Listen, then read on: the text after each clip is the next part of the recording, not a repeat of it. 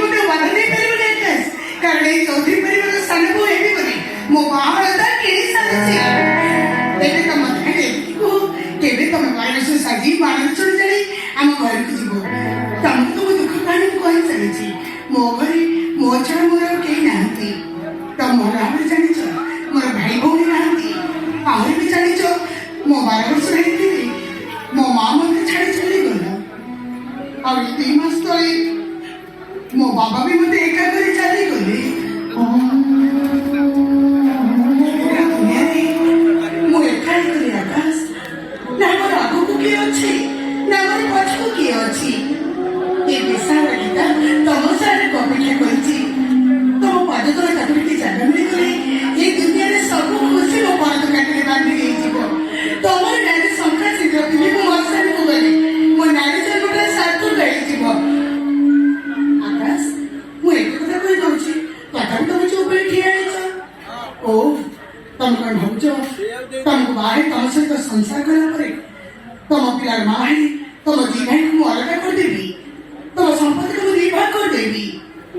ନାଇଁ ଆକାଶ ଏ ଜୀବନରେ ମୁଁ ଆଉ କୋଉ ପିଲାର ମା ହେଇପାରିବିନି। କାହିଁକି ନା ମୋ ମାତୃତ୍ୱକୁ ବଳି ପକେଇ ମୁଁ ବନ୍ଦିଆ ହେଇଯାଇଛି।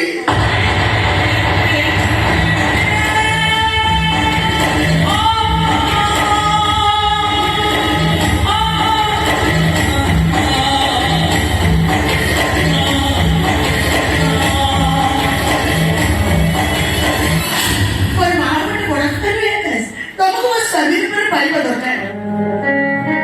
ଆଉ ଏଇ ଚୌଧୁରୀ ପରିବାର ସାନ ବୋହୂ ହବା ଦରକାର। ଆକାଶ ମୁଁ ଏତେ କଥା କହିଦଉଛି ତଥାପି ତମେ ସେ ଆଗକୁ ମୁହଁ ବୁଲେଇ ଠିଆ ହେଇଛ। ତମେ ମୋ ମୁହଁକୁ ଚାହିଁବନି ନା। ଆକାଶ ଆକାଶ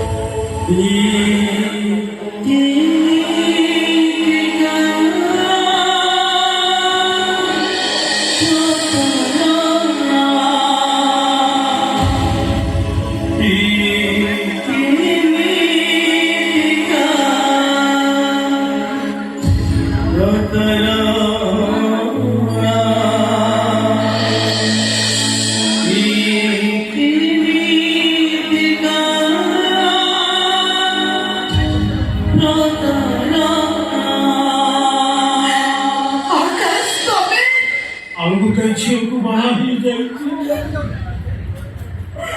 ତମେ କାନ୍ଦୁନି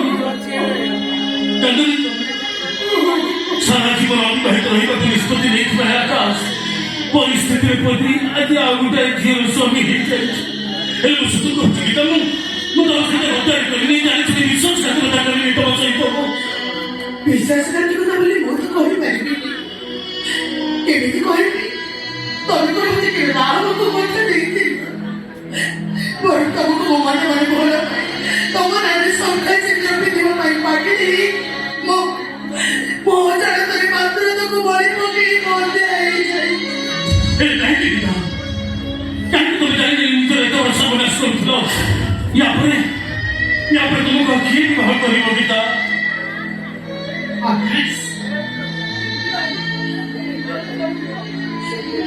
ତମେ କଣ ଭାବୁଛ ଏ ଜନ୍ମରେ ମୁଁ ଆଉ କାହାକୁ ବାହା ହେଇ କାହା ସହିତ ସଂସାର କରିବି?